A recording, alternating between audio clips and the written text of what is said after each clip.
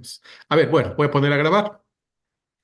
Bueno, y los demás compañeros se van a ir sumando a lo largo de la jornada, así que aprovechemos el tiempo porque tenemos que correr y además con el miedo de que se nos vaya a ver la luz a ir. Ok.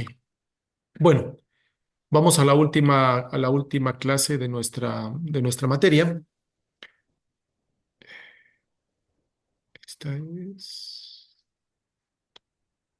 No, esta no es. Esta de aquí sí es. Ok. Un minuto. Un minuto. Aquí está. Compartir.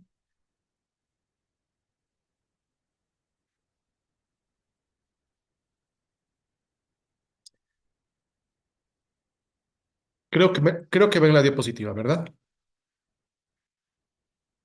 Sí, muy bien. Ok, vamos a empezar.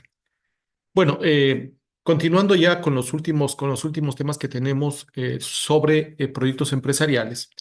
El día de hoy vamos a ver dos grandes temas. Uno de ellos es el riesgo en proyectos. Todo proyecto empresarial, como todo en la vida, tiene su riesgo. El riesgo no es otra cosa que medir la probabilidad de que suceda algo que complique el proyecto. Todo tiene riesgo. Toda actividad humana, deportiva, social, empresarial, tiene su riesgo y esa hay que saberla medir. Pero existen dos conceptos dentro de la empresa que hay que saber identificar cuando uno habla de proyectos. El uno es el riesgo y el otro es la incertidumbre. ¿Cuál es la diferencia? Porque ambas están obviamente en la misma línea en la misma vereda, se podría decir, de tener la probabilidad de que algo imprevisto suceda.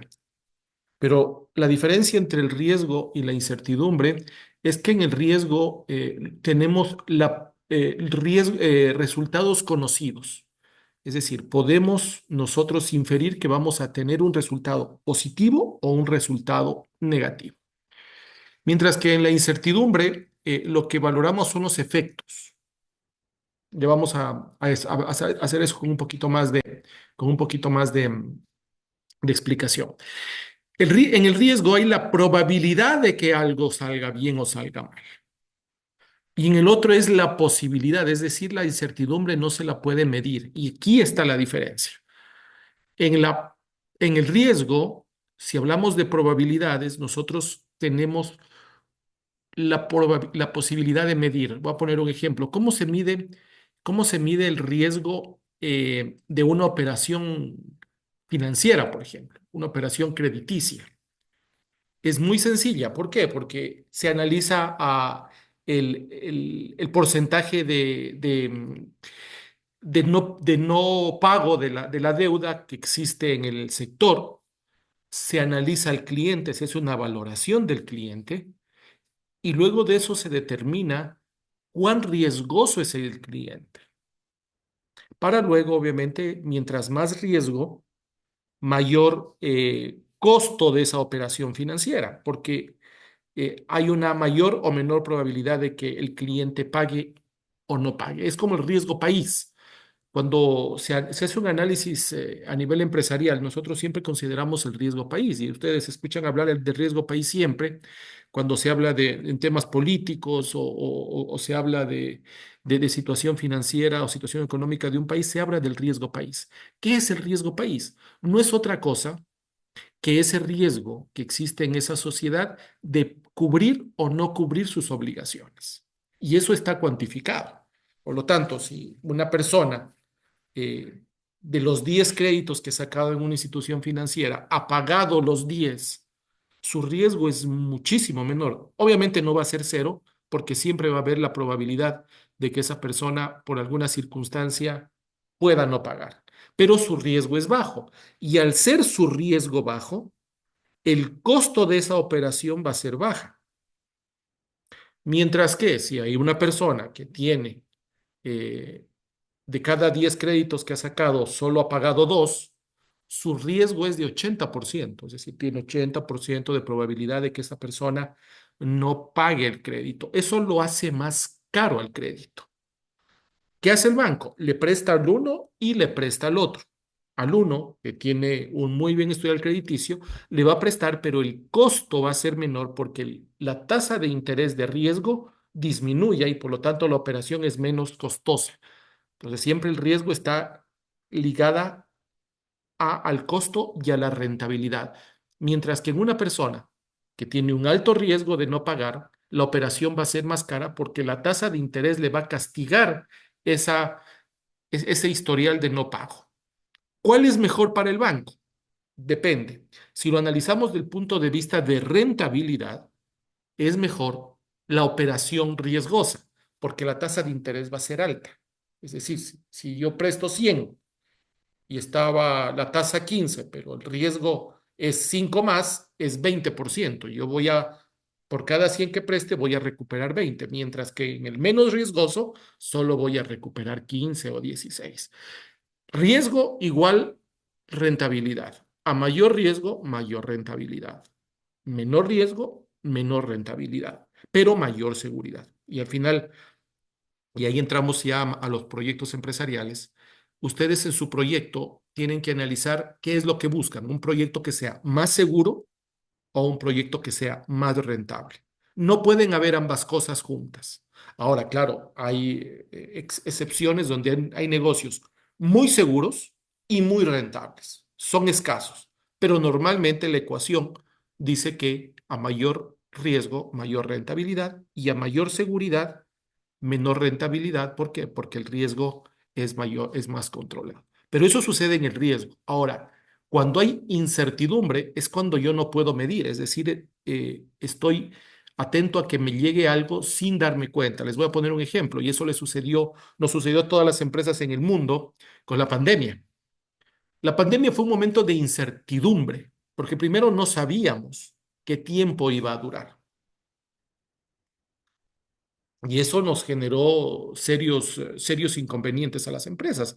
Recuerden ustedes que cuando esto empezó por marzo del 2020, nos dijeron, miren, posiblemente vamos a estar 15 días en casa para prevenir esto. Los 15 días se terminaron convirtiendo en 9 meses. Entonces había una incertidumbre, no se sabía cómo, no se sabía cómo operaban los mercados, el mercado se paralizó, hubo crisis de liquidez, tuvimos serios problemas para poder controlar eso, porque no se sabía si esto se lo contagiaba por dónde, no había mucha información. Y todo lo que se hizo fue a ciegas, algunas cosas bien, otras mal, unos lo manejaron de mejor manera, otros no. Eso es incertidumbre.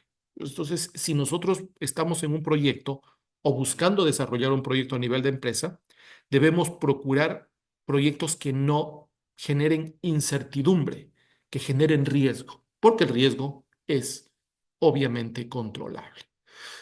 Por ejemplo, ahora mismo estamos en una situación de incertidumbre con los apagones. Eso también está generando problemas en la economía, tiene ya un impacto en la economía y en la actividad de las empresas, y eso es incertidumbre. No sabemos lo que va a venir. Si preguntan a todos hasta cuándo van a durar los apagones, no lo sabemos. Entonces, toda la actividad que se pueda realizar o que se pueda proyectar hoy día, muchas de ellas están paralizadas, sobre todo los que vienen de fuera. Yo conozco de muchos negocios, muchas inversiones del exterior que han decidido poner stand-by hasta que esto pase o hasta que se sepa cómo se va a solucionar. Hoy día no hay una solución. Lo que tenemos es incertidumbre y esa es un serio problema. En el riesgo apostamos de forma analítica por una opción u otra. Claro, porque tenemos varias alternativas, varios riesgos, varios escenarios y analizamos por cuál nos vamos. Uno tiene riesgo más alto, otro tiene un riesgo controlado, otro tiene un riesgo menor. Ustedes al final deciden, si ustedes me preguntan cuál es mejor, depende de ustedes, depende del momento. Hay un concepto en negocios que se llama timing, que sería bueno que ustedes lo analicen y lo tengan siempre presente. ¿Qué es el timing? El timing es el momento adecuado para hacer las cosas. ¿En qué momento hago el proyecto? ¿En qué momento ejecuto el proyecto? ¿En qué momento hago esta actividad? Ese es el timing, que depende mucho de las variables, pero también depende del olfato y depende de la experiencia que tenga el administrador, el empresario para determinar. ¿Cuál fue el mejor momento para desarrollar un proyecto de construcción? No fue en época de pandemia, no es en época de apagón, pero hay otros momentos en donde sí. Ese timing hay que saberlo medir para poder determinar en qué momento hago yo el proyecto y dependiendo del riesgo que tiene ese proyecto. Y nuevamente, si ustedes me dicen, ¿y qué es mejor, un proyecto más rentable o un proyecto más seguro? Depende de lo que ustedes busquen. Si ustedes buscan rentabilidad, pues el proyecto riesgoso es el que les conviene. Si ustedes lo que son más conservadores o la inversión es más conservadora o la inversión compromete el patrimonio de una empresa que puede, o de una familia que puede tener problemas, o de un grupo o de un conglomerado empresarial, entonces les sugiero que se vayan por la inversión menos rentable, pero más segura. Mientras que en la incertidumbre, fíjense, se trata de mejorar las posibilidades actuando de forma intuitiva. No queda otra que la intuición.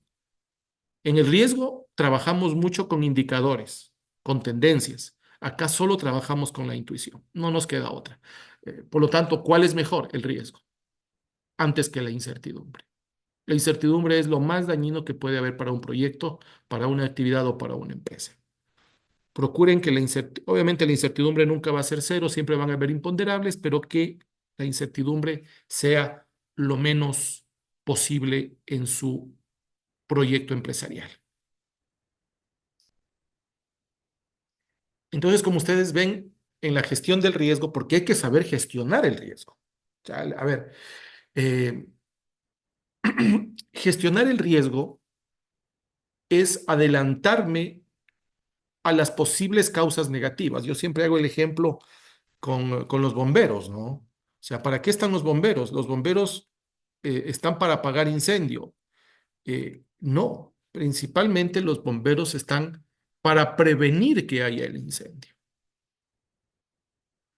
Porque claro, el bombero no llega hoy día y dice, y eso siempre lo digo a mis alumnos, el bombero llega el día y dice, hoy día voy a tener 3 incendios, 2 caídos, una inundación, yo mañana no puedo ir a cenar con ustedes porque a las 8 de la noche de mañana voy a tener que rescatar a una persona que se cayó al río. No lo dice eso, pero está siempre listo para, por si acaso eso suceda. Eso se llama gestionar el riesgo. En una empresa, en un proyecto, hay que saber gestionar el riesgo. Gestionar el riesgo es estar listo con las herramientas, con los procedimientos, para que en caso de que algo suceda, nosotros tenemos ya el plan de contingencia armado y la acción lista.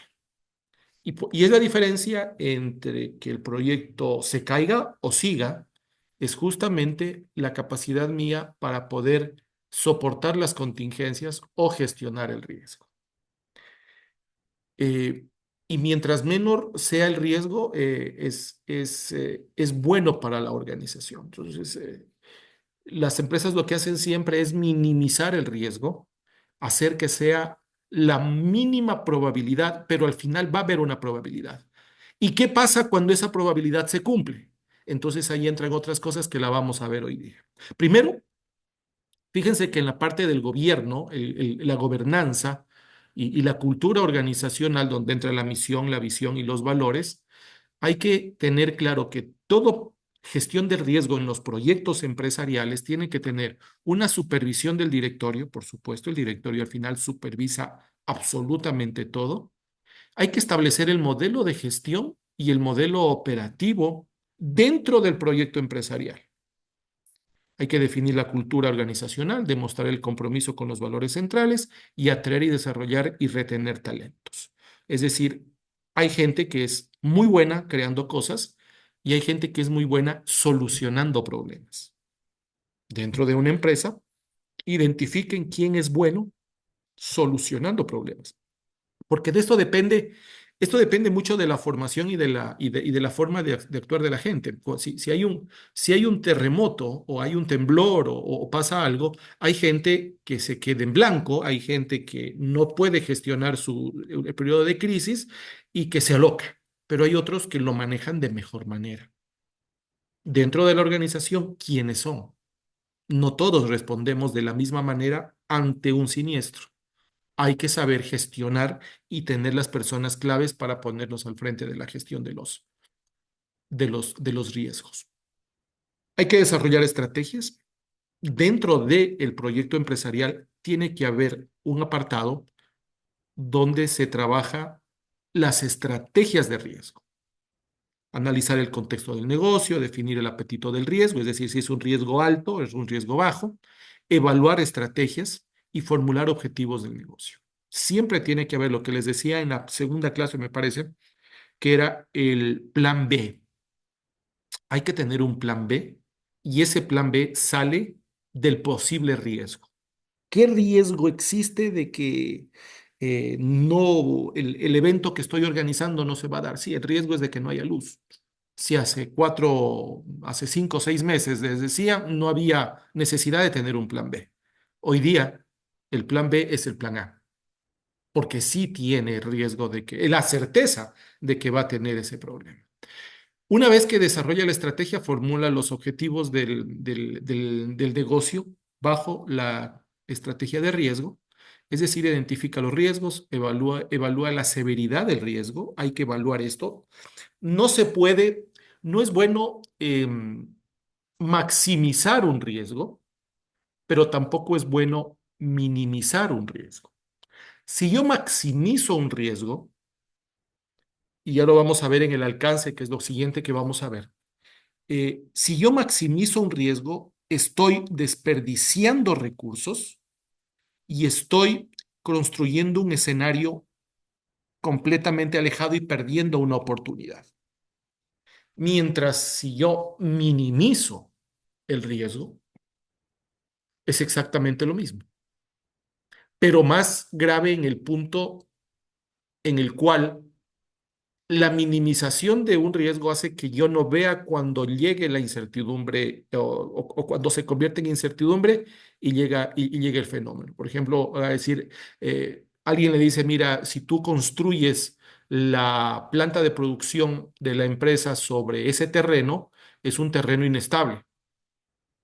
No, no ha pasado nada y no va a pasar nada. Nunca contrató un seguro, nunca contrató un seguro de lucro cesante, por ejemplo, que es muy importante. En la gestión del riesgo a nivel empresarial, lo primero que se hace cuando uno hace un análisis de una empresa es analizar si esta empresa tiene un seguro de lucro cesante. Si no la tiene, están ante un alto riesgo de tener problemas financieros y que la empresa tambalee sus finanzas y su desarrollo. ¿Por qué? ¿Qué es el lucro cesante?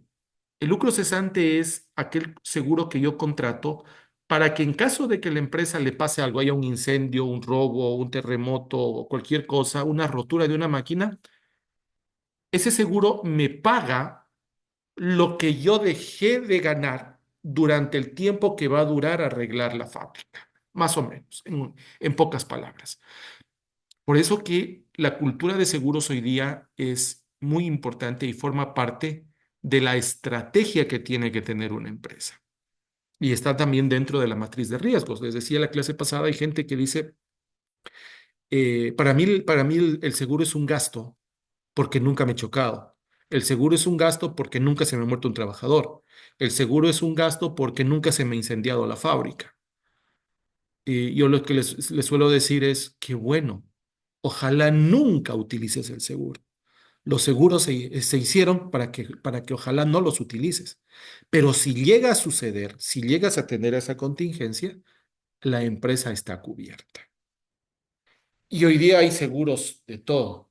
Seguros contra todo riesgo, seguros de responsabilidad civil, de lucro cesante, seguros de fidelidad. Ahí hay un seguro por si acaso un trabajador me robe el dinero en la caja de ventas por un monto X, yo estoy protegido ante todo, ante eso. Obviamente todo eso va incrementando, hay un análisis que se va haciendo, hay un ajuste de seguros, pero tenemos que estar protegidos. ¿De dónde sale eso? Del riesgo. Fíjense, por ejemplo, y aquí María Elena, que ha trabajado en el mundo de los seguros, nos podría decir si es cierto o no.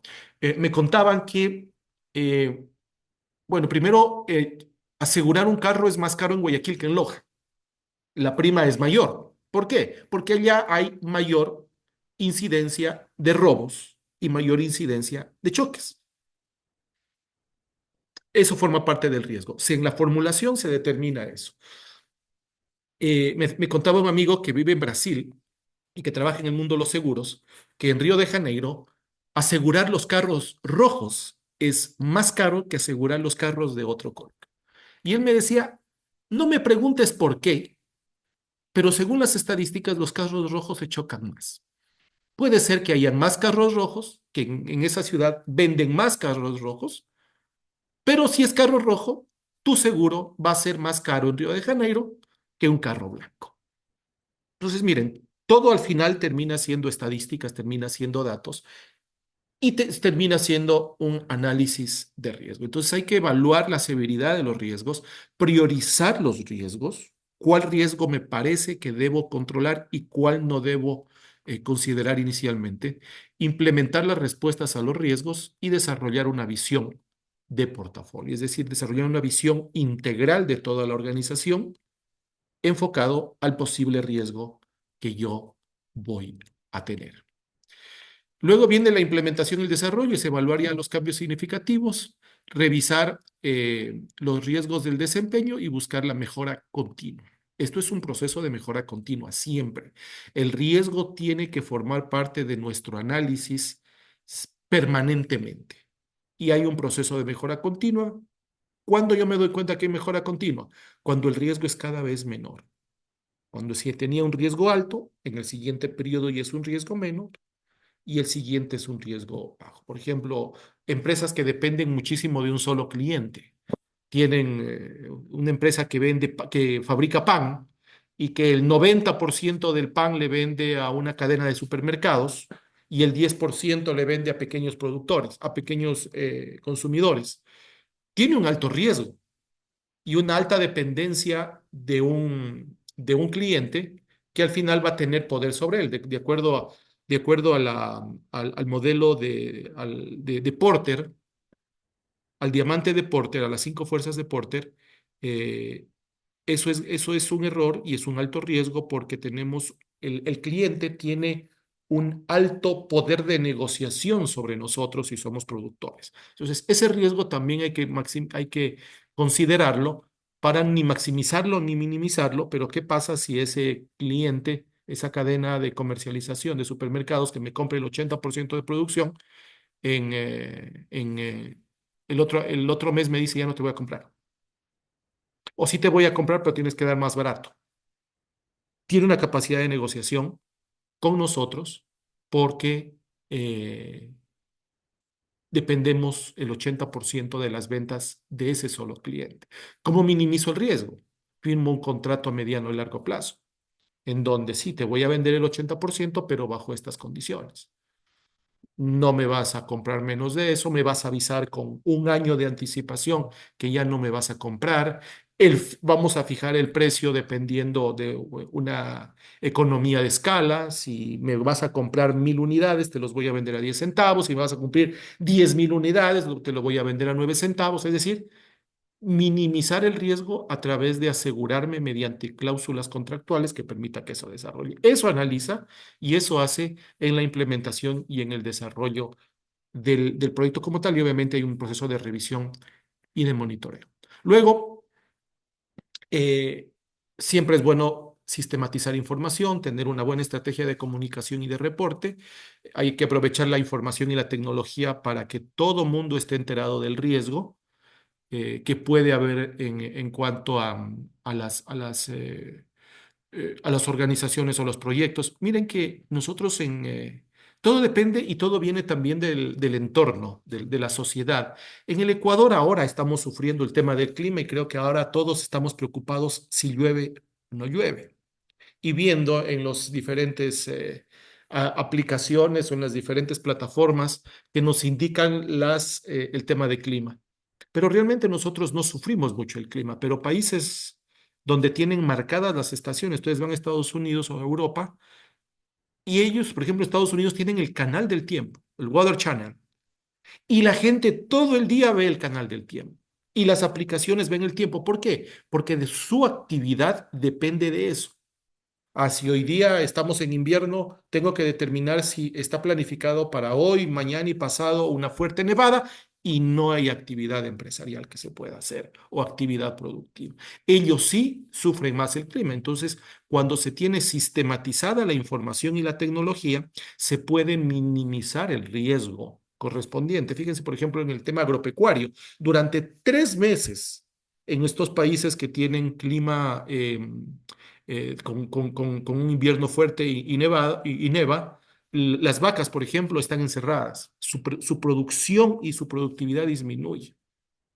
Entonces, todo eso, ellos tienen que ser lo suficientemente previsores y gestionar su riesgo para saber que en esos meses vamos a tener menos producción y lo que hago es gestionar mi producción en otras épocas para cubrir la demanda que se va a tener.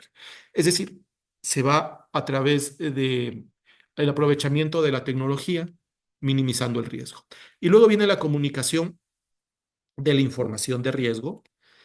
No hay nada mejor que tener la cultura de informar y de comunicar a los colaboradores o a quienes están en el entorno. Si estoy enterado, entonces se minimiza el riesgo. Si no estoy enterado, hay una alta probabilidad de que ese riesgo, de que ese suceso realmente pase. Hay que tener información a la gente. Y obviamente informes que nos permitan generar culturas en el manejo de riesgo. Como ustedes ven, el riesgo hay que saberlo manejar adecuadamente en una organización. Bien, sigamos, vamos a hablar ahora del alcance de los proyectos. Este es el último tema del que vamos a hablar. ¿Cuál es el alcance de los proyectos y por qué el alcance de los proyectos? Cuando uno desarrolla algo a nivel empresarial y también a nivel familiar, uno lo que hace es determinar hasta dónde desarrollo esto, lo que normalmente nuestros antepasados decían, uno puede cubrirse hasta donde le dé la cobija. Ese es el alcance. Nosotros, cuando vamos a comprar una casa, la mayoría que hemos empezado una familia, siempre nuestra meta fue comprarnos una casa. Siempre la casa se la hace y se la proyecta en base a lo que yo vaya a poder pagar por esa casa. Yo no voy a poder comprar una casa que vaya más allá de lo que un porcentaje de mis ingresos o de los ingresos familiares, normalmente es hasta el 40% de los ingresos, me permita ir cubriendo el costo de esa casa. Lo mismo en los proyectos. El alcance de los proyectos tiene que ser muy bien estudiado porque caso contrario, eh, hay una alta probabilidad de fracaso del proyecto, como en la casa. Si compro una casa demasiado cara, puede haber un alto riesgo de que no pueda pagarla y por lo tanto me lo ejecute el banco, empiezo a tener problemas financieros y no cumplí con el objetivo. Por el otro lado, si yo me compro una casa más pequeña de lo que yo podría haberme comprado, voy a tener problemas de comodidad, de seguridad, de no cumplir con los objetivos que yo buscaba al tener esa casa. Es decir, el alcance tiene que ser muy bien estudiado para saber cuándo sí y cuándo no es bueno un tamaño. Primero hay que declarar el alcance. Todo mundo tiene que saber dentro de la organización hasta dónde voy con el proyecto. Porque si yo no me entero hasta dónde va el proyecto, puede que me sepa mucho, puede que me sepa poco. El proyecto era irnos de paseo Entonces nos fuimos a Jipiro y la gente dice, me supo a poquito. O nos fuimos a la playa y la gente dice, me supo a mucho. Eso es porque no tienen claro el alcance. Uno tiene que decir, nos vamos todos hasta aquí y no podemos ir más allá, porque si vamos más allá nos pasa esto, esto, esto y esto. Hay que declarar. La gente que no está enterada de los proyectos no se involucra en los proyectos como tal. Tenemos que tener cuidado en la corrupción del alcance. ¿Qué es la corrupción del alcance? La corrupción del alcance es lo que les acabé de decir. Es eh, denunciar un alcance del proyecto más allá de lo que mi capacidad me lo permite. Y eso es un error. Miren, y esto les pasa normalmente a los políticos, que no hacen una buena gestión de proyectos. El político entra y dice, ¿saben qué? Yo voy a construir una carretera que vaya y vuelva del aeropuerto y va a tener 8 carriles, va a tener 2 ciclovías, va a tener 3 túneles y va a estar iluminada con luz fotovoltaica durante todas las vías y vamos a tener cada kilómetro una ambulancia. Ese es el proyecto. Entonces la gente dice, wow. Y cuando llega se da cuenta que no hay los recursos, pero sí hace la carretera al aeropuerto. La hace de 4 vías, bien iluminada, bonita.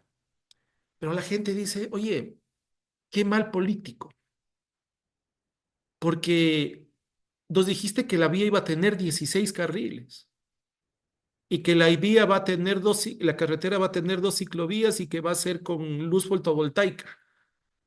O sea, sobredimensionó el alcance de tal manera que la gente percibe que lo que sí hizo realmente no lo hizo.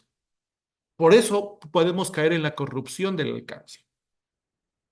Pero claro, otro candidato pudo haber dicho, ¿sabe qué? Yo voy a hacer una vía de 4 carriles, así bien hechita y punto. Y la cumple, la gente dice, wow, cumplió. La sensación que le queda es que cumplió.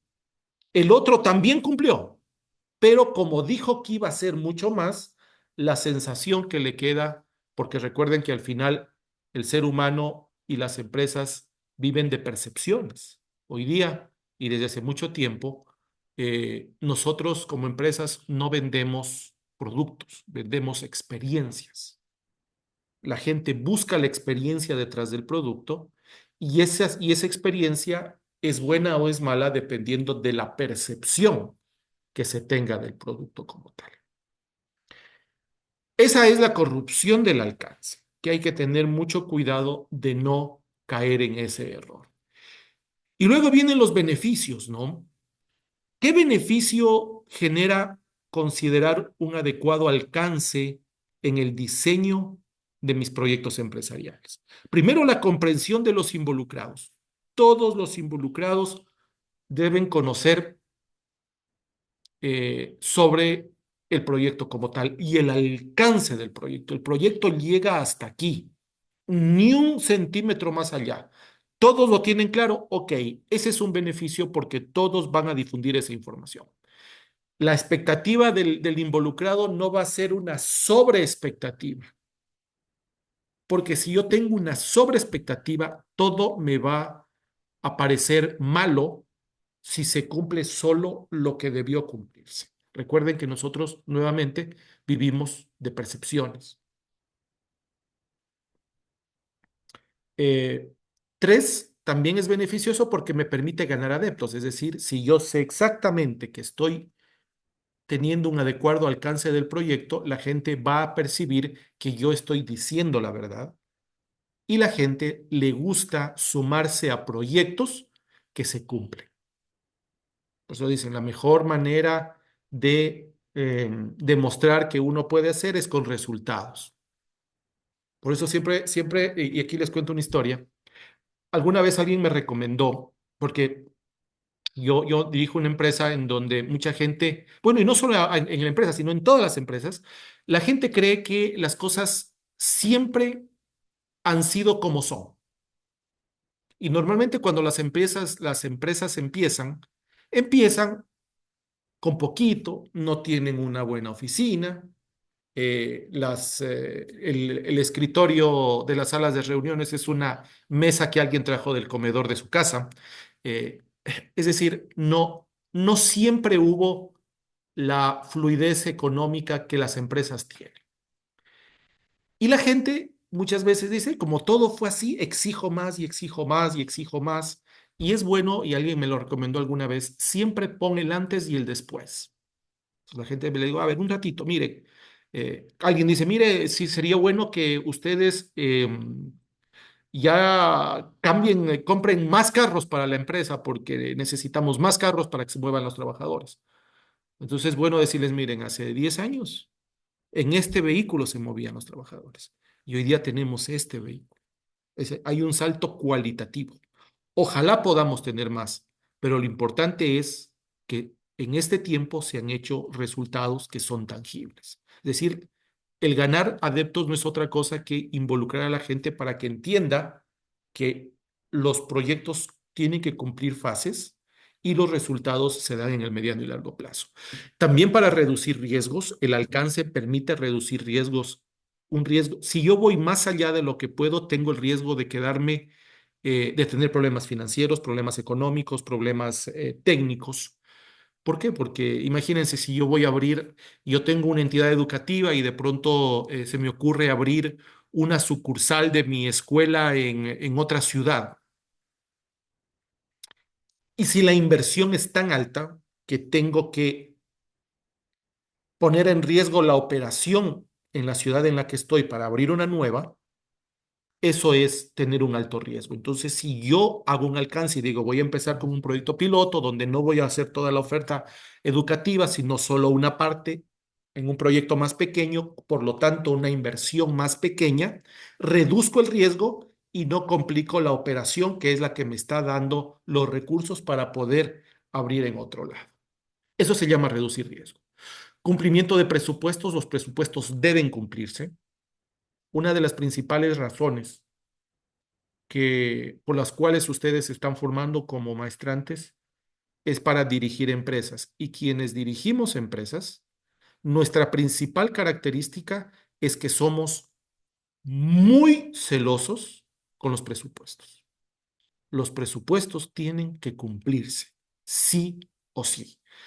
Aunque es verdad que un presupuesto no es otra cosa que un supuesto previo, si jugamos con las palabras, un presupuesto es un presupuesto de lo que se va a ejecutar y yo no me puedo salir de los presupuestos. Porque si yo me salgo de los presupuestos, recuerden que las empresas no tenemos recursos infinitos, las familias no tenemos recursos infinitos. Y para poder destinar recursos que no estaban presupuestados, algo tengo que dejar de hacerlo. Yo siempre hago así. Cuando alguien de mi directorio me dice, deberíamos ir por este proyecto, los otros yo les digo, ok, pero ¿cuál dejamos de hacer? Por ejemplo, yo en una de las empresas que dirijo, recibimos todas las semanas solicitudes de auspicios o de donaciones. Solo en el último mes recibimos $150,000, sumé todo, $150,000 en propuestas de auspicios. Que, entre que auspiciemos la banda de la reina de un lugar hasta la construcción de una vivienda en otro lado, $150,000. Entonces yo siempre le digo al directorio, le digo, ok, ustedes díganme qué proyecto dejamos de hacer para hacer esto. Entonces, claro, cuando pasa ahí, todo el mundo se frena y dice, es verdad, no podemos dejar de hacer los proyectos que ya estaban planificados para eh, salirme del presupuesto. Obviamente los presupuestos tienen que ser flexibles porque siempre me voy a encontrar con un imponderable, pero ese imponderable tiene que ser manejado con estas estadísticas que se manejan los riesgos. Cuidado con eh, dispararse en los presupuestos. Y ya, mire, tenía que costar 15 y terminó costando 50.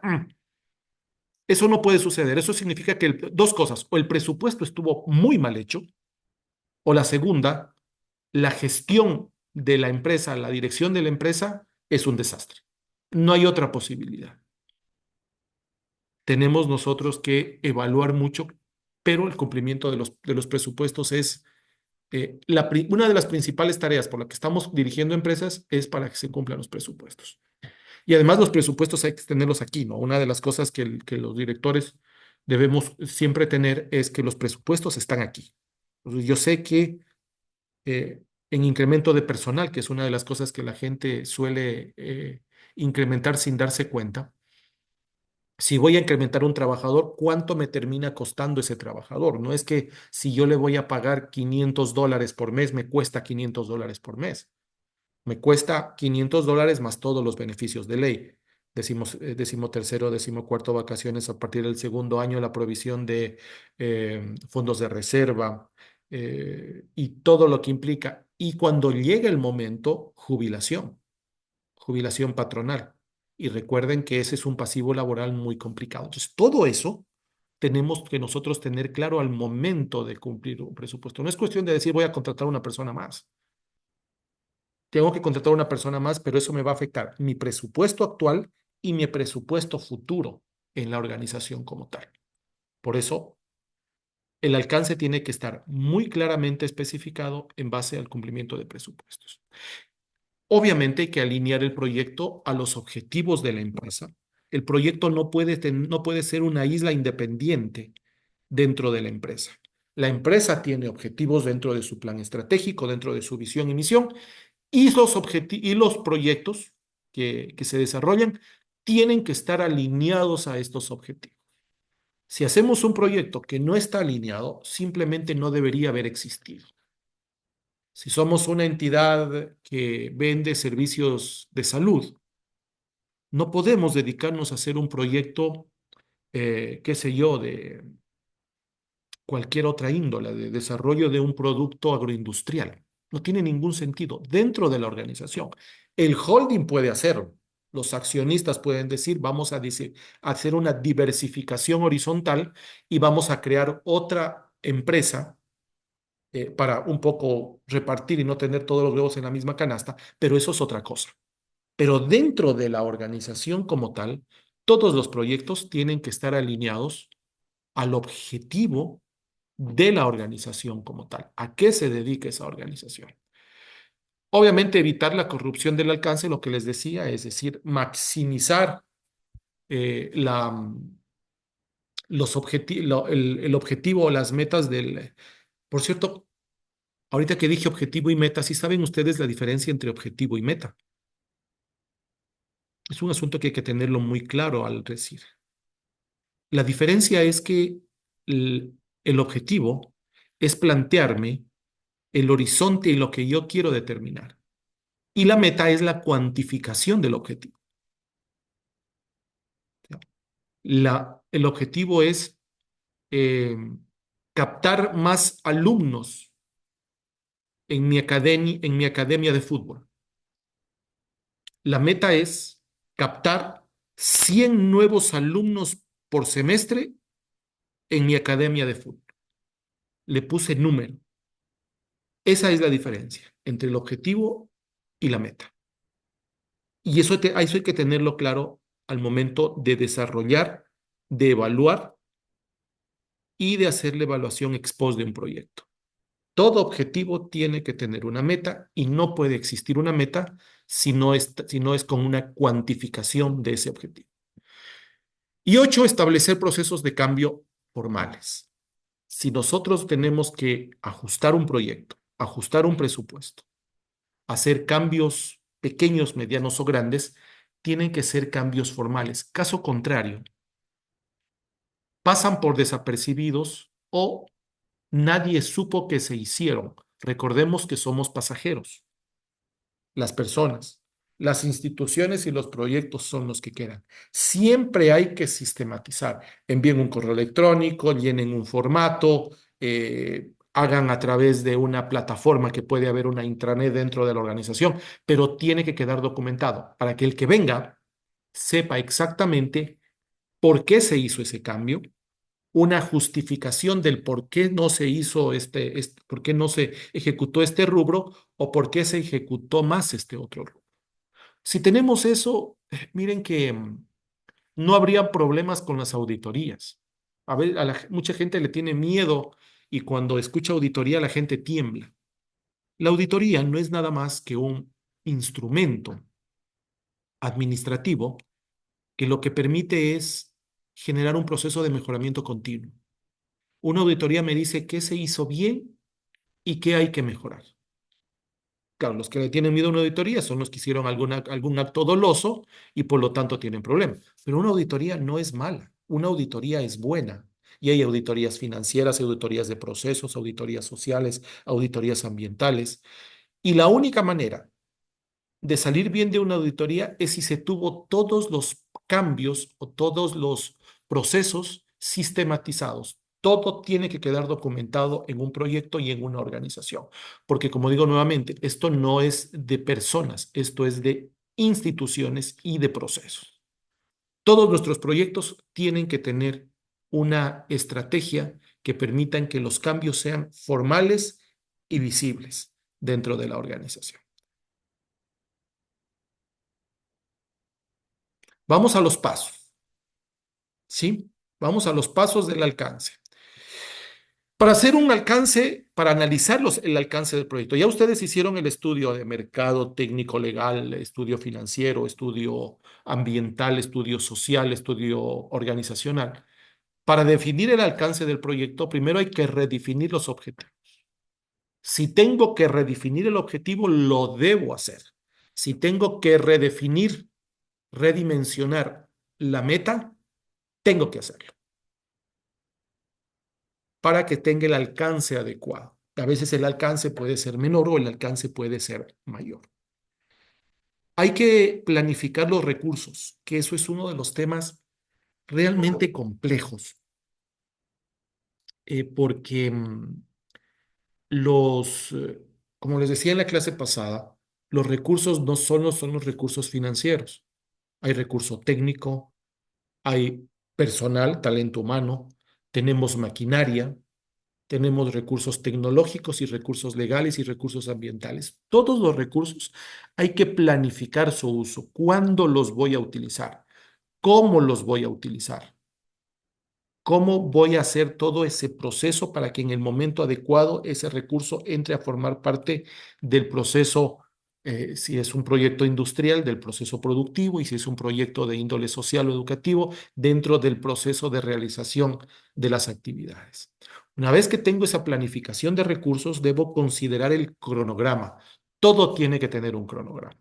Los cronogramas son buenos. Los cronogramas se hicieron para ordenarnos, para poder determinar cuándo se tienen que hacer las cosas y cuáles son las fechas límite. Claro que los cronogramas, como los presupuestos, también tienen que ser flexibles ante imponderables. Miren lo que nos pasa a nosotros en el proyecto empresarial que es esta materia. Tuvimos que reconsiderar el cronograma porque hubieron imponderables que hizo imposible que cumplamos dentro de plazo los tiempos o las actividades. Pero hay que considerarlos a los cronogramas porque eso sí nos permite tener estas líneas de tiempo para cumplir. El no cumplir un cronograma, tenemos que tener claro que implica eh, cumplimiento perdón, no cumplimiento. El no cumplimiento de un cronograma implica utilización extra de un recurso, cualquiera sea. El que haya una semana más de clases implica que algún recurso se está utilizando adicionalmente. Todo eso siempre tiene que estar cuantificado. Luego hago el borrador de la declaración. Hay que hacer una declaración del alcance del proyecto que tiene que quedar escrito. Tiene que decir muy bien, el proyecto tal va a tener este alcance, va a llegar hasta aquí y tiene que ese alcance tiene que primero hacérselo en borrador para que luego sea aprobado, que es el siguiente paso, aprobado por quienes toman las decisiones dentro de la gobernanza de la organización, grupo directivo, pues, pueden ser accionistas, directorio, gerencias generales, gerencias departamentales y los involucrados claves. Y vamos a trabajar nosotros en un proyecto social con una comunidad de un barrio, de una parroquia, tenemos que tener la aprobación de ellos también. Mientras más tengamos aprobación de los involucrados, el riesgo de fracaso del proyecto va a ser menor. Tenemos que tener la aprobación, porque claro, si está aprobado, decimos, miren, aquí está. Porque como es el ser humano, el momento en que empezamos a intervenir, hay gente que va a decir, yo no, a mí nadie me dijo. Entonces alguien saca el PayPal y dice, señor, usted firmó y usted está conociendo de esto y es más, votó a favor. Eso se hace cuando hay los departamentos de responsabilidad social de las empresas. Los departamentos de responsabilidad social de las empresas trabajan con involucrados que se encuentran fuera de la organización, es decir, a quienes tienen, la empresa genera un impacto en su entorno. Y muchos de estos a veces son manipulados por organismos políticos o por otro tipo de fuerzas que pese a que estuvieron de acuerdo con el proyecto, luego se ponen en contra, pero dicen, pero por eso hay que sistematizar. Sí, mire, señor, aquí está, usted firmó. Entonces, si está firmado es otra cosa. Entonces, aprueben siempre por parte de los involucrados clave. Luego viene el proceso de control de cambios. Y fíjense que eso no solo es en el alcance del proyecto, sino el proceso de control de cambios, se me fue, perdón. El proceso de control de cambios tiene que darse en toda actividad dentro de la empresa. Los cambios son muy importantes y empresa que no cambia es empresa que fracasa. Eh, hay un axioma administrativo que dice que lo único constante es el cambio. Empresa que decide que no, que está indecisa entre cambiar y no cambiar, es una empresa que está condenada al fracaso. Ese es uno de los axiomas administrativos que nosotros manejamos. Entonces, el proceso de control, el cambio es importante. Luego tiene que haber un control de cambios, porque los cambios no pueden darse de forma desordenada y, como les decía anteriormente, que no esté sistematizada. Debe haber un proceso en el control de cambios. Y eso, por ejemplo, lo hacen las empresas tecnológicas. Miren que, ¿cómo saben ustedes? A nosotros cada vez nos actualizan la aplicación de cualquier cosa del teléfono, ¿no?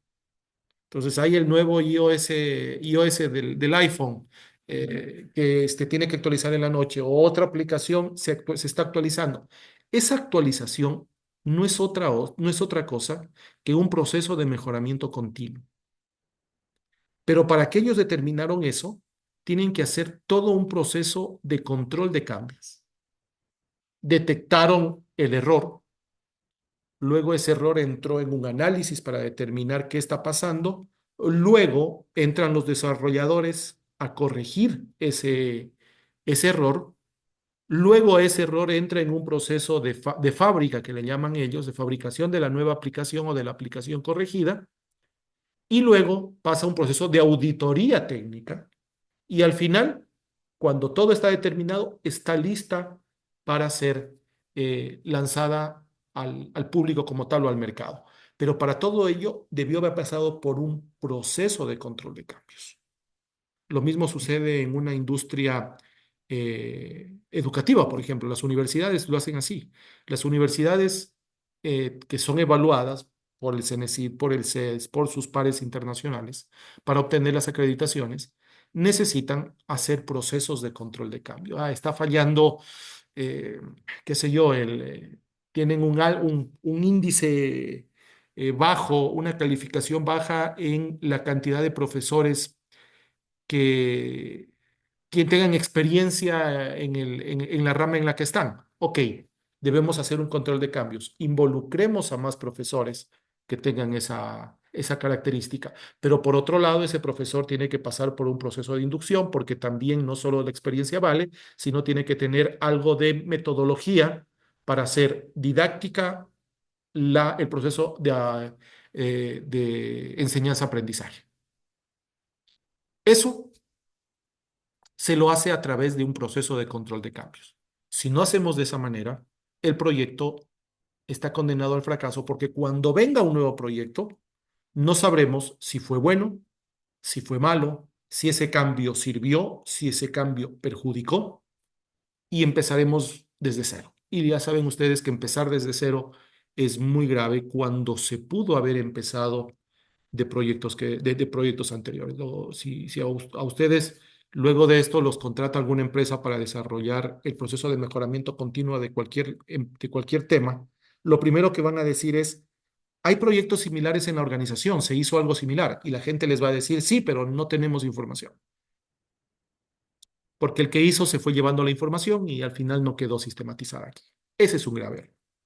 Y hay que empezar nuevamente de cero. Es decir, todo ese aprendizaje que pudo haberse desarrollado es un aprendizaje que se quedó. Lo más importante que queda a una organización termina siendo la información. Hoy día la información es el principal activo, el conocimiento y la información es el principal activo que tienen las empresas, a tal punto que eh, uno de los mayores eh, controles que se hacen y en donde se presta mucha atención es justamente a las patentes, al desarrollo de producto, a todo el proceso de sistematización que se tiene, porque esa es la razón de ser de las empresas. Y es en donde hoy día hay los principales ataques. Ya para las empresas grandes, los ataques de una bomba en la fábrica, un secuestro de un carro, no es lo más caro. Lo más caro es el hackeo a sus servidores, el hackeo a su información, el hackeo a a sus patentes, a sus desarrollos industriales, a sus secretos industriales. Eso es lo más importante. Es por eso que hoy día existe mucho esfuerzo y muchos recursos destinados a cuidar la parte que no se ve, la parte intangible, pero que es el conocimiento y la información que tienen las organizaciones. Y séptimo, como punto 7, es compartir la declaración con un equipo de trabajo. Si nuevamente, si yo tengo un equipo que va a trabajar en el proyecto, pero ese equipo no conoce del proyecto, nadie le contó del proyecto, cómo quieren ustedes que esas personas se involucren a trabajar en el proyecto?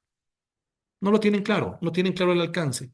Si ustedes le dicen a un trabajador que tiene muchos años en la empresa, vamos a hacer un nuevo proyecto y no le cuentan nada más, pero le dicen, pero usted va a tener que trabajar un sábado al mes.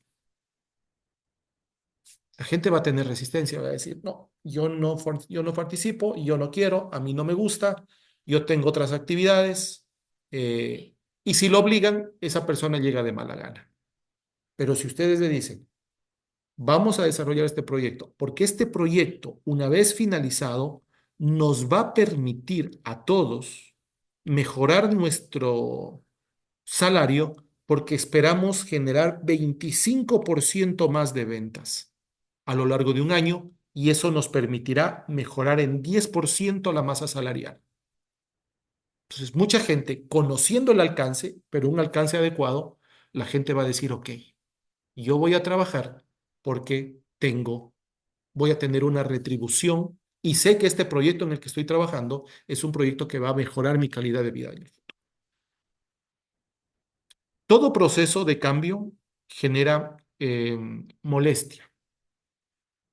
Todo proceso de cambio, eh, hay un momento en el cual pareciera que está perjudicándonos en vez de beneficiarnos. Voy a poner un ejemplo. Si a ustedes le están arreglando la calle frente a su casa, si van a reasfaltar la calle frente a su casa, lo primero que tienen que hacer es levantar el asfalto antiguo.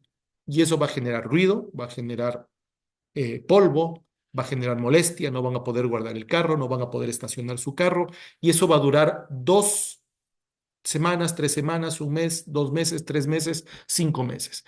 Pero todos sabemos, cuando a la gente le dicen, "Y sí, realmente hay mucho polvo en la casa, hay demasiado ruido, pero yo me lo aguanto porque cuando eso se termine, va a quedar mejor". Sabemos que el esfuerzo que se hace en este momento, la incomodidad que estoy sintiendo ahora es una incomodidad que va a sentir sus frutos en el mediano o largo plazo. Pero el problema es cuando esa incomodidad, yo no sé si luego de la incomodidad voy a tener un beneficio adicional. En el primer caso lo acepto y es por eso que todos lo aceptamos, pero en el segundo caso me pongo en contra porque nadie me lo dijo. Entonces mucha gente juzga, y me he encontrado con un montón de casos, donde dice, esa persona es reaccionaria, esa persona no le gusta sumarse, esa persona no colabora dentro de la empresa. ¿Qué no sabrá que es para su beneficio? Entonces normalmente ahí se tienen que ustedes hacer la pregunta es, ¿y sabrá que tiene un beneficio? ¿Alguien le contó a esta persona, a este equipo de personas? ¿Le contaron para qué es lo que estamos haciendo? Si la respuesta es no, el problema no es la persona, el problema es la comunicación del proyecto a la persona. Obvio, van a haber casos, porque de todo hay, en donde el proyecto es bueno, le contaron el proyecto y pese a que el proyecto es bueno, la persona es contraria al proyecto porque no le gusta que la muevan de su metro cuadrado, de su lugar de confort, o porque simplemente quiere perjudicar a la organización, entonces ahí la solución es otra. Si me preguntan cuál es la solución, sáquenlo. Así de sencillo. Así de sencillo. No tienen que complicarse mucho la vida en la organización. Claro, obviamente hay diferentes estilos y estilos. No sé si les conté a ustedes hace muchos años, y siempre cuento esta porque es las diferentes visiones. Hace muchísimos años empezó los proyectos mineros en la parte de Zamora Chinchipe. Y uno de los proyectos mineros, el primero era el de la minería de cobre, el proyecto Mirador. Y la empresa que hizo la exploración, la empresa que hizo todo el proceso para empezar a operar, era una empresa canadiense que se llama EXA. Ahora tomó el nombre, pero ya no pertenece a eso, a ellos. Eh, y ellos, una vez que tuvieron ya el, el yacimiento concesionado y listo, se lo venden a otro operador, porque en el mundo de la minería hay quienes hacen la exploración, quienes hacen el proceso de consolidación de la mina y otro que opera. Hay especialistas en cada cosa. Y estos canadienses le vendieron a un grupo chino, no me acuerdo el nombre, pero una de las empresas chinas más grandes, una de las empresas de construcción más grandes de China, eh, que construyeron Tres Bocas, o Tres Gargantas, que es la central hidroeléctrica más grande del mundo, y le vendieron a los chinos. Entonces, por algunas razones, yo estuve en una reunión cuando vino el vicepresidente mundial de esa empresa, el señor Ho, me acuerdo, era el apellido obviamente no hablaba nada de español a través de su intérprete, y él decía, y yo no entiendo cómo es la legislación del Ecuador. Entonces le decíamos, ¿por qué? Yo le decía, yo me acuerdo, le pregunté, ¿por qué no entiende? Dice, porque cuando nos vendieron a nosotros, los canadienses nos indicaron claramente que había el problema con 10 familias que no querían salir de un terreno que ya está concesionado a nosotros. Y estamos en un proceso que ha tomado más de un año negociando con las familias, en otras palabras, para que tengan la bondad de dejarnos eh, mediante una indemnización, dejarnos ya para nosotros poder operar. Le digo, pero eso es normal, eso forma parte del proceso. Dice, aquí, en China no. Dice, y nos dijo, y les voy a contar una historia, cuando nosotros construíamos esta gran represa, que inundó a como 40 pueblos, porque tenía que hacer el embalse, hubo 20 familias que no quisieron salir de su casa. Y yo obviamente le pregunté, ¿y qué pasó? Dijo, muy fácil, los fusilaron. Y problema solucionado. Se demoraron 2 días. Entonces, claro, nosotros le dijimos, claro, pero eso sucede allá, eso no puede suceder acá. Dice, sí, por eso es tan difícil para nosotros operar en otras culturas. Entonces, yo lo que me di cuenta allí, y trayéndolo eso al caso académico, es que tenemos que saber cómo llegar a la gente dependiendo del entorno en el que está la gente. Entonces, por eso todos los proyectos tienen que tener, recuerdan, estos estudios. Y el primer estudio es el estudio legal. Hay un dicho en Estados Unidos que dice, si te chocas, antes de llamar a la ambulancia, llama a tu abogado. ¿Por qué? Porque todo es demanda. Entonces, todo es demanda. Si tú tuviste la culpa o si tú no tuviste la culpa. Lo mismo sucede cuando uno está desarrollando un proyecto y al final el alcance del proyecto tiene que tener en consideración la parte jurídica, porque caso contrario, mire con los trabajadores, muchos de los casos a veces nos catalogan a los empleadores como los ogros y los explotadores de los trabajadores. Pero también a veces tenemos del otro lado, tenemos trabajadores que procuran ser explotadores de sus empleadores. El empleador no es malo por llamarse empleador, ni el trabajador es malo por llamarse trabajador. Depende de las personas. Las personas buenas terminan siendo buenos empresarios. Las personas buenas terminan siendo buenos trabajadores. Las malas personas son o malos empresarios o malos trabajadores. Los unos dependemos de los otros. Sin los unos no hay los otros. Vivimos en una comunidad, vivimos en una simbiosis.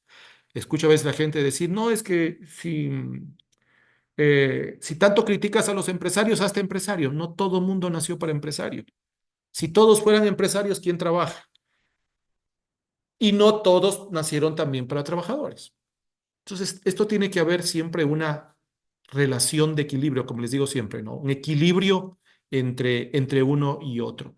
Eh, si no hay trabajadores, no hay empresas. Si no hay empresas, no hay trabajadores. Esto es una relación que debemos saberla mantener. Pero también hay el otro lado en donde a veces para generar un cambio hay serios problemas en la organización. El Ecuador tiene una ley laboral muy, muy garantista y eso es complicado. Eso encarece la operación. Cuando vienen recursos del exterior, se limitan ante eso. Por ejemplo, en ningún país de América se paga el 15% sobre las utilidades de las empresas. Los empresarios que vienen de fuera dicen, ¿por qué? ¿Por qué hay que pagar y compartir la utilidad? Y la pregunta que hacen es, si la empresa tiene pérdidas, el empleado también colabora. Si la empresa tuvo 10% de pérdida de este año, sacamos el sombrero y lo repartimos entre todos los colaboradores. Le dicen, no. Entonces, claro, hay un desnivel hacia un lado con respecto al otro lado. Por cada $100 que nosotros invertimos o destinamos a la parte salarial, termina convirtiéndose en $143. Todos los beneficios laborales sobre sueldos y cosas que hay que cumplir, que está bien, pero que encarece la operación. Entonces, todo eso hay que saberlo medir cuando desarrollo el proyecto y cuando determino el alcance del proyecto como tal. Muy bien, con eso, con eso. ¿Alguna pregunta con respecto a lo que hemos visto el día de hoy para pasar ya a, a otro tema? Están hoy día muy silenciosos. Será por la hora. ¿Alguna pregunta?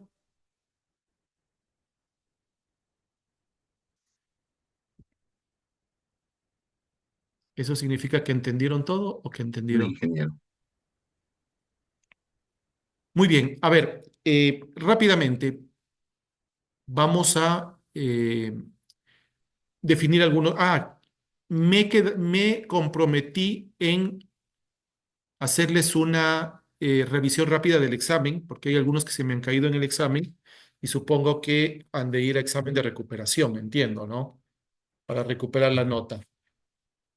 Con respecto a las preguntas del examen, no la pude proyectar porque no me permitió el sistema bajarme, pero lo tengo acá.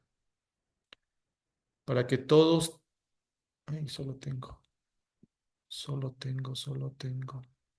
13% de batería acá en el otro dispositivo. Esperen un ratito.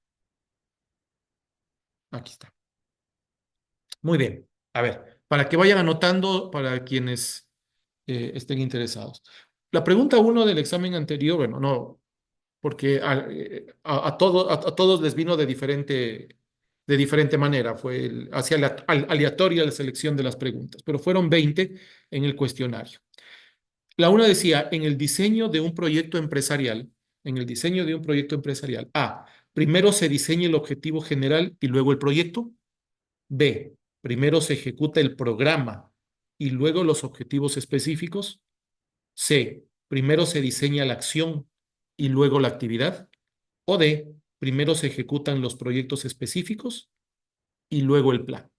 Recuerden que hablábamos y decíamos que cuando hablamos de diseño y ejecución de proyecto, se diseña de arriba hacia abajo y se ejecuta de abajo hacia arriba.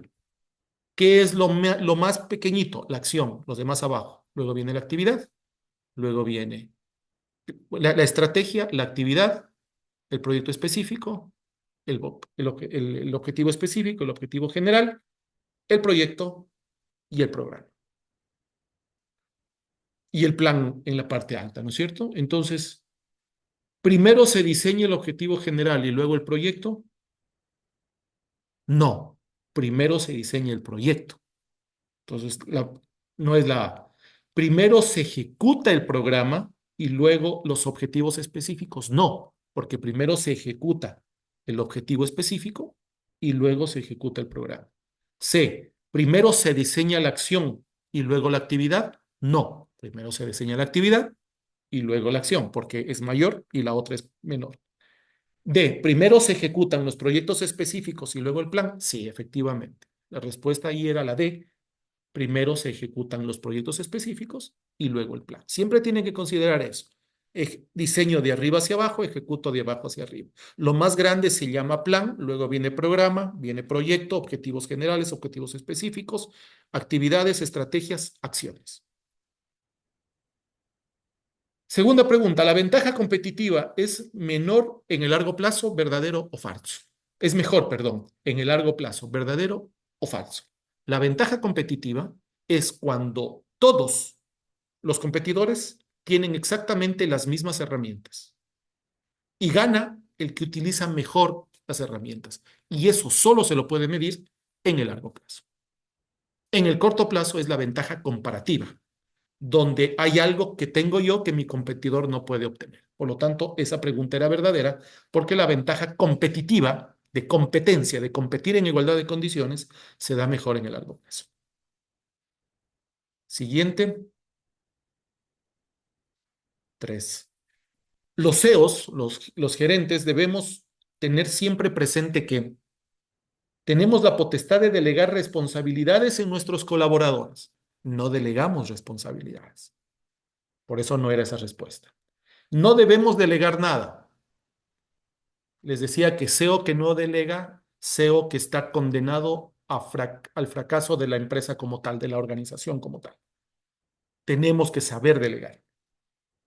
Por lo tanto, tampoco es. Debemos delegar solo tareas. La otra, debemos delegar tareas y compartir responsabilidades. Y la última, la responsabilidad es del que hace la tarea. No.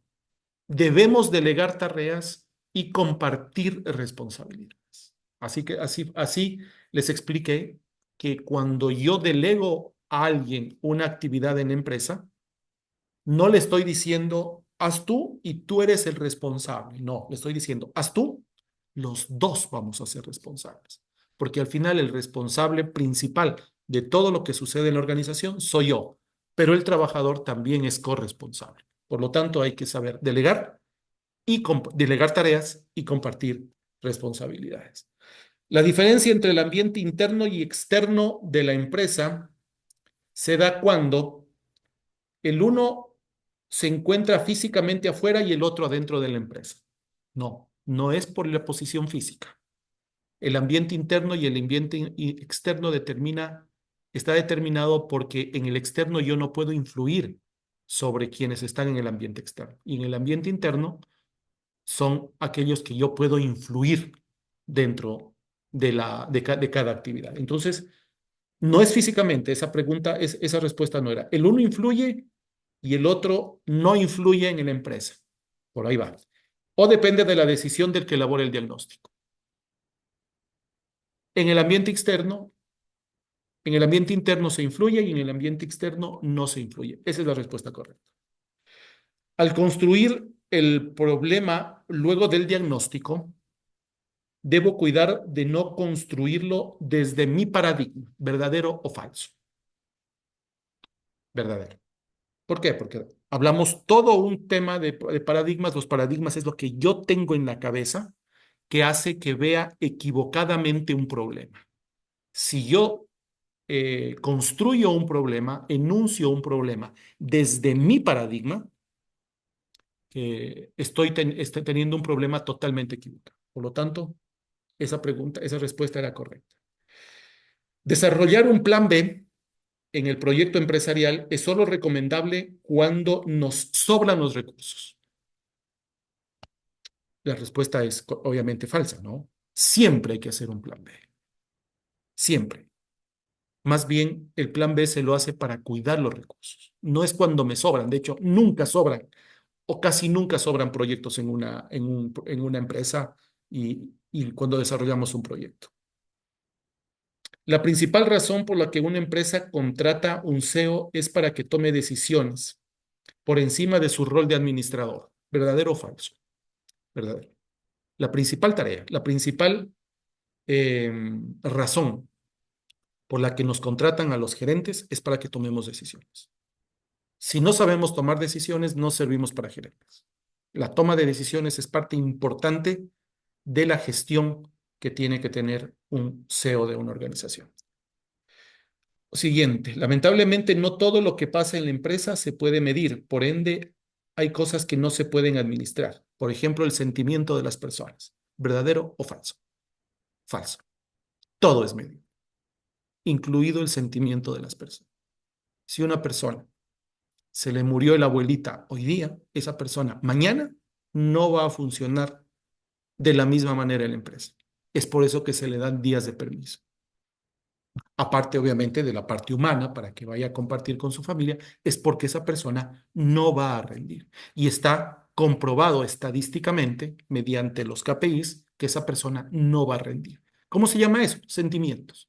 Por lo tanto, absolutamente todo en la empresa es medible, incluido el sentimiento de las personas. La ventaja competitiva es mejor en el largo plazo. Bueno, eso es como que se ha repetido. Sí, efectivamente, ¿no? Eso ya vimos, eso ya vimos. 10. Para evaluar un plan estratégico, se considera que el largo plazo es la sumatoria de cortos plazos. ¿Verdadero o falso? Falso. Dijimos claramente que el largo plazo no es la sumatoria de cortos plazos. Se planifica el largo plazo y se va cumpliendo en los cortos plazos.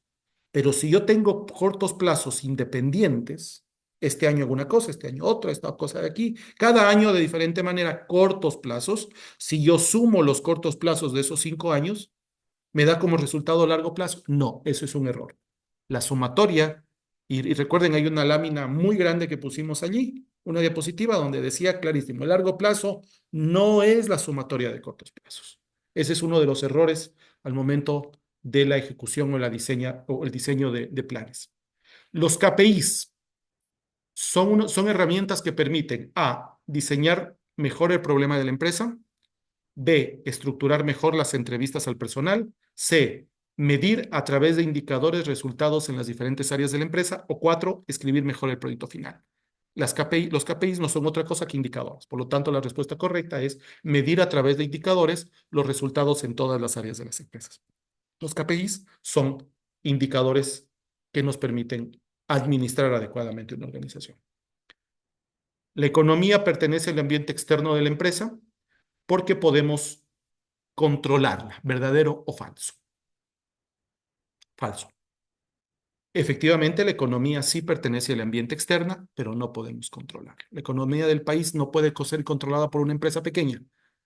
La economía influye sobre la empresa pequeña. Subieron el IVA del 12 a 15%. Se afectó a la empresa. Es decir, todo impacto. Hay una subida de la inflación que afecta a la empresa.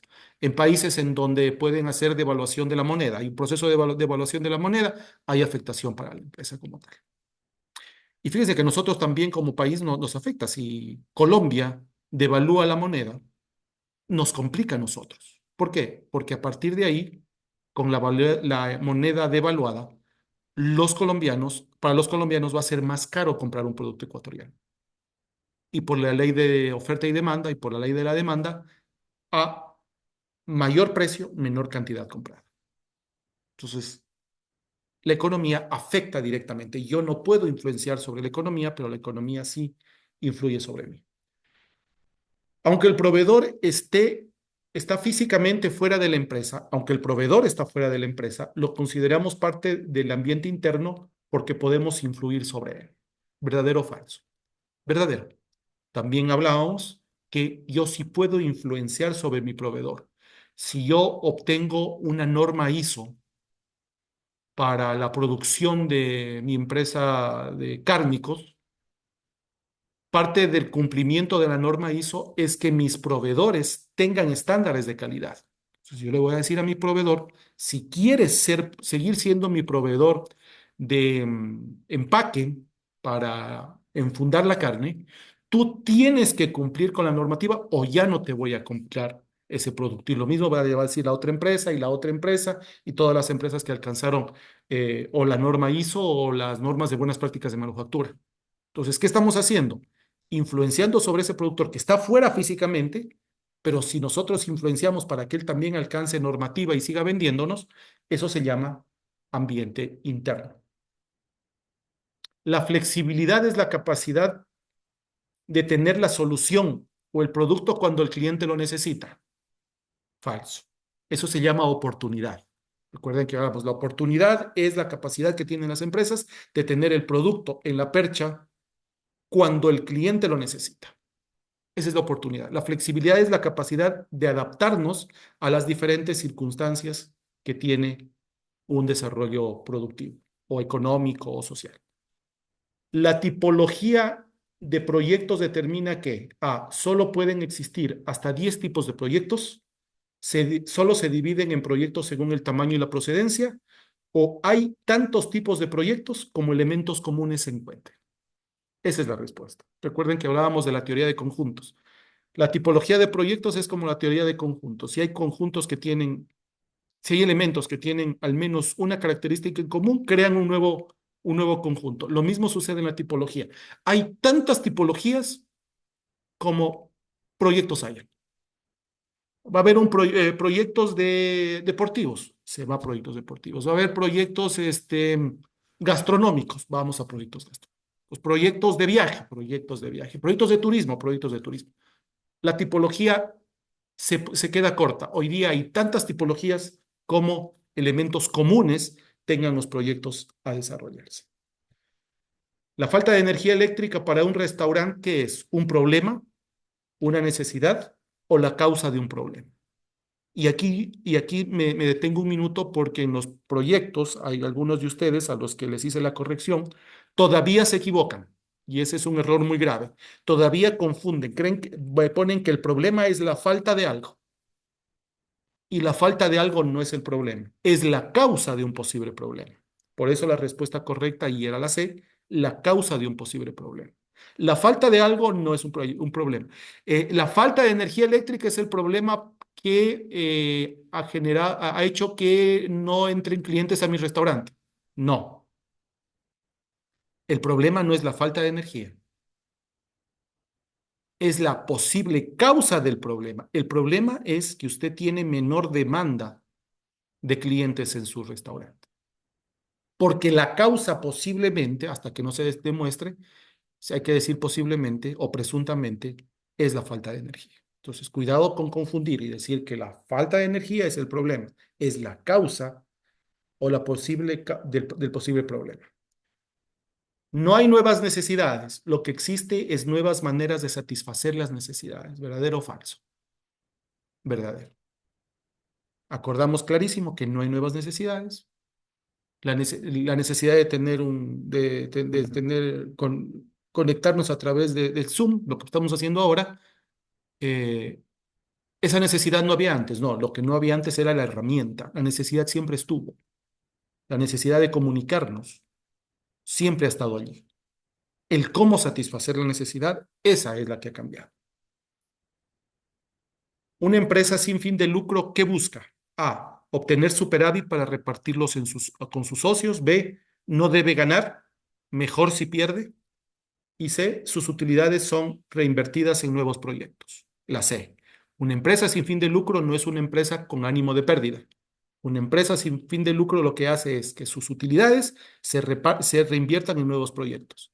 Y las empresas con fin de lucro reparten las utilidades a sus socios. Ambas, con fin de lucro y sin fin de lucro, tienen la obligación de generar utilidades o excedentes, sean tangibles, intangibles, económicos, sociales, lo que ustedes quieran. Todos nosotros que estamos aquí en esta clase de proyectos empresariales y de la maestría de dirección de empresas, tenemos la obligación de nuestros lugares de trabajo y de las empresas que dirigimos generar beneficios y superávit. Si no lo hacemos, hemos fracasado. La diferencia está en que en el un caso, con fin de lucro, lo repartimos a los accionistas y en el otro lo reinvertimos todo el dinero o todos los excedentes en nuevos proyectos para la organización. La ventaja competitiva se produce cuando una empresa tiene algo que su competencia no puede obtener en el corto plazo. ¿Verdadero o falso? Falso. Eso se llama ventaja comparativa. Por eso era muy fácil de decir. Comparativa, comparo el uno con el otro. Si yo tengo algo que el otro no puede tener en el corto plazo, se llama ventaja comparativa. Si es competitiva, compito en igualdad de condiciones, ahí significa que todos tenemos lo mismo, pero que yo hago mejor que los otros. La ventaja comparativa se genera en el corto plazo y es cuando algo que yo tengo, el otro no puede tener, o cuando algo que otro tiene, yo no lo puedo obtener en el corto plazo. Y la última pregunta, el avance de la ciencia y la sociedad han creado nuevas necesidades que las empresas quieren cubrir, ¿verdadero o falso? Otra pregunta sobre necesidades. No, falso. No han creado nuevas necesidades, han creado nuevas formas de satisfacer las necesidades. Mucho más rápido, con mayor velocidad, con mayor calidad, con mayor cobertura, pero sigue siendo exactamente la misma necesidad. La misma necesidad de salud la tenían hace 80 años que ahora. La diferencia es que ahora es mucho mejor la atención de salud que es lo que era hace 80 años. La necesidad no, las necesidades no se crean ni dejan de existir. Las necesidades siempre van a estar ahí. Lo que cambia es cómo nosotros lo hacemos. Bien, ¿alguna pregunta? Facilito el examen estuvo, no sé qué pasó. Se me cayeron algunos. El examen de la segunda unidad será igual de sencillo con la misma metodología, ¿no? Que vamos a tener. ¿Alguien tiene alguna pregunta con respecto a los trabajos que están haciendo y que tienen que entregarlos? ¿O lo Eh, tienen totalmente claro? no, en el autónomo, que es la de los mapas, de los cuadros sinópticos, ¿solo va eso? No va teoría. No, no, no. Es lo que el trabajo los invita a ustedes es a que desarrollen a través de este mapa conceptual y y a través de los cuadros sinópticos. Si ustedes logran consolidar bajo esta estructura, más que suficiente. Ahora, si ustedes consideran que algún acápite de eso necesita mayor explicación abajo, con algún pie de página, con algún tema adicional, bienvenido. Pero yo priorizo y valoro la capacidad de sintaxis que ustedes tienen, que ustedes tengan, y procuren adaptarse al mapa conceptual. Ese es el trabajo. Así que no, por ese lado no es necesario explicar más allá de lo que está en el mapa conceptual. Y con el práctico experimental, ¿algún problema? ¿Alguna duda con respecto a los estudios que tienen que hacer? Eh, sí, respecto a los estudios, hacemos todos los que usted nos dio. Los sea, tipos, demográfico, legal, técnico, financiero, organizacional, ambiental.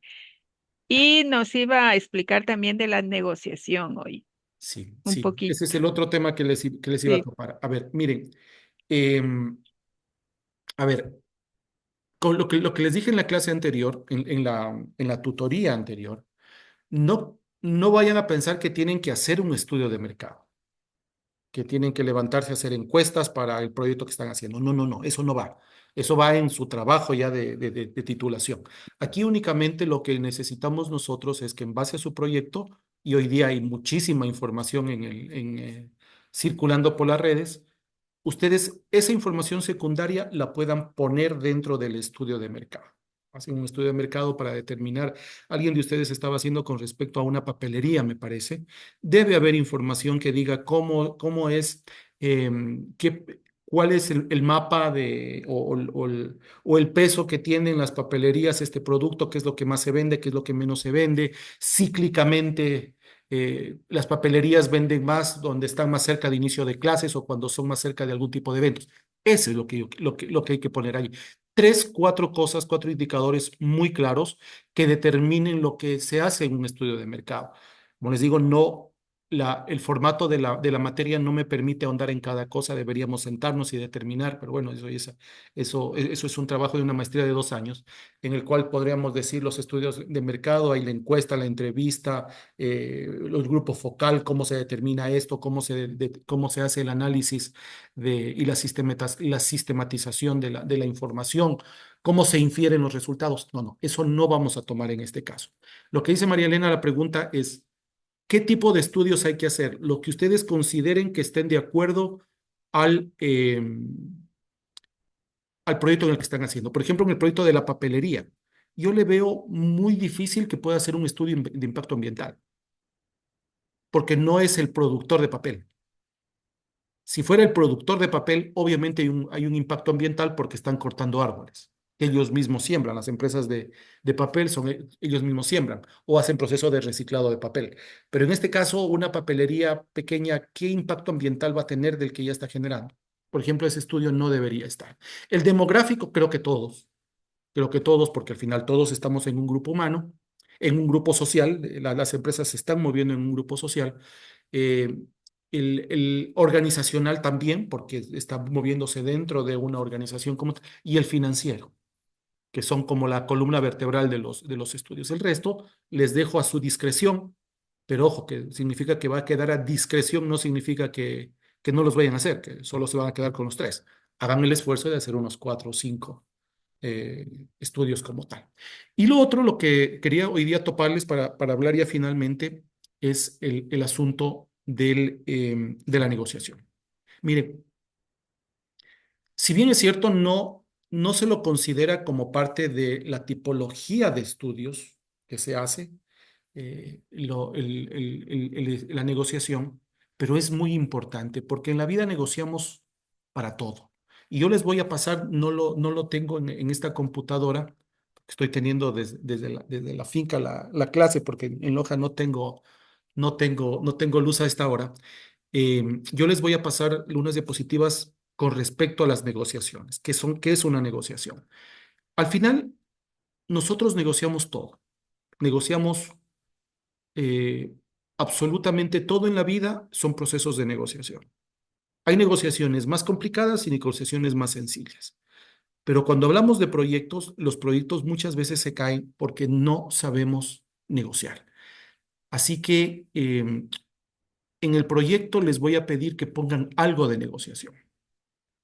En el proyecto al final investiguen algo de negociación. ¿Qué es la negociación? Yo les voy a dar algo de información para que ustedes lo tengan, pero si hagan el esfuerzo para poner al final qué es la negociación, cómo se influye en la negociación, cuáles son los pasos de la negociación. Porque si mi proyecto, que yo lo estoy elaborando, que ustedes lo están elaborando, al primero que tienen que convencer es a la empresa para que les financie el proyecto. Si el grupo directivo que va a recibir el proyecto de ustedes no está convencido, el proyecto simplemente no se hace. Significa que ustedes fracasaron en la negociación como tal. Luego negocian con proveedores, luego negocian con técnicos que van a desarrollar, luego negocian con sus clientes. Todo en la vida pasa por un proceso de negociación. Así que le van a incluir en la parte final del práctico experimental un acápite que diga negociación. Y le vamos a poner un parámetro teórico de lo que es un proceso de negociación como tal. ¿De acuerdo? ¿Alguna pregunta? Bueno, y el foro me parece que está sencillo, así que también. A ver, les comento que aunque ya actualicé para el 10 de noviembre la fecha de entrega, todavía la universidad no me ha dicho si podemos hasta ese día.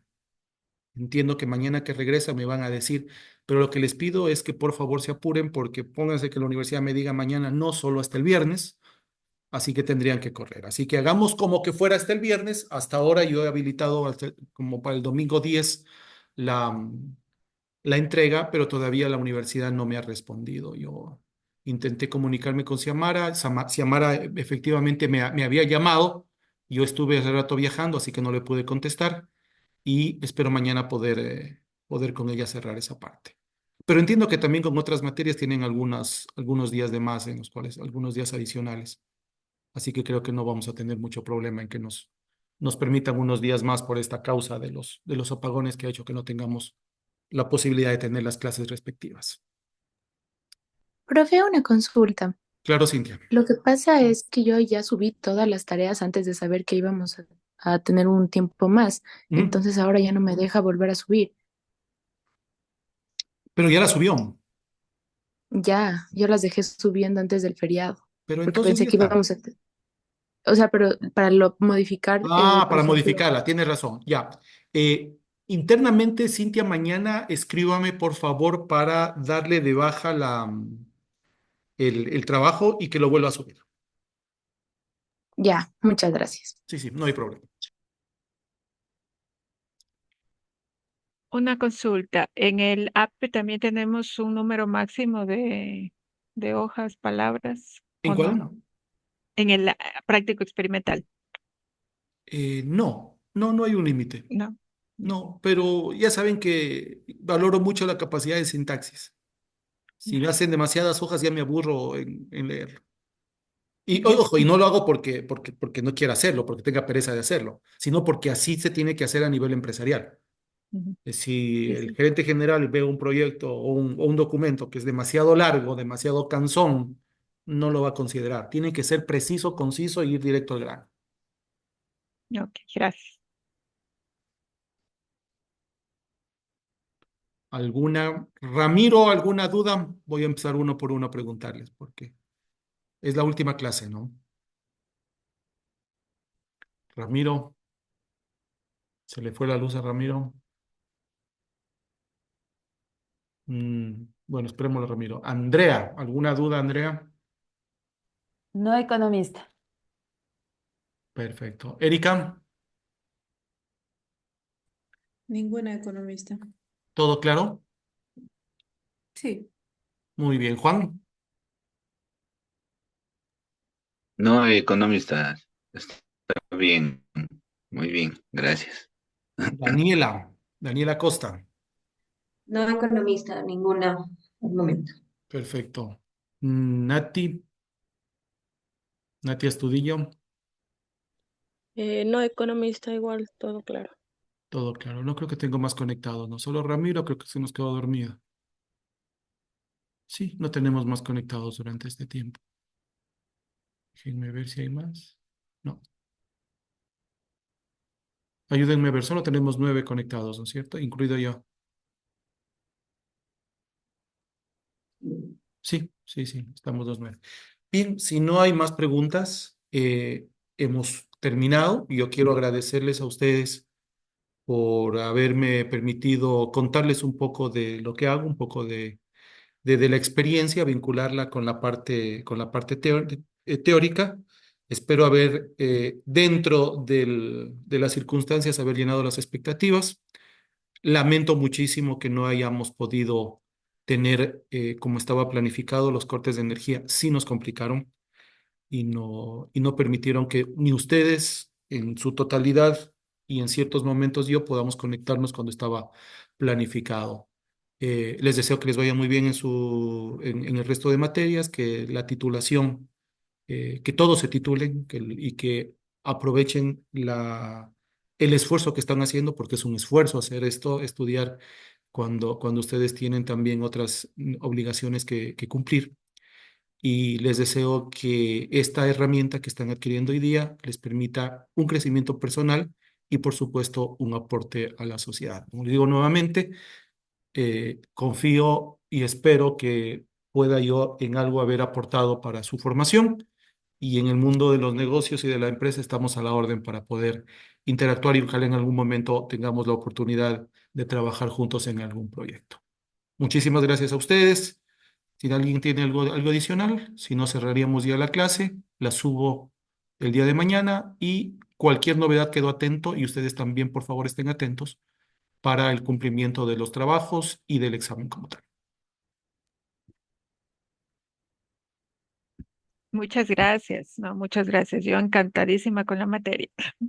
Y gracias por compartirnos la experiencia con casos reales. Se hace bastante entretenido realmente.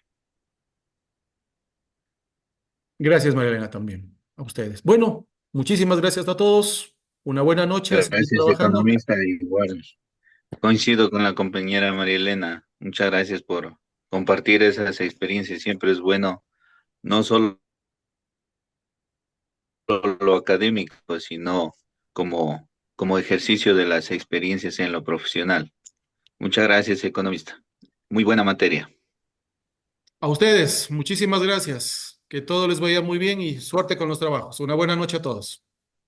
Gracias. Gracias.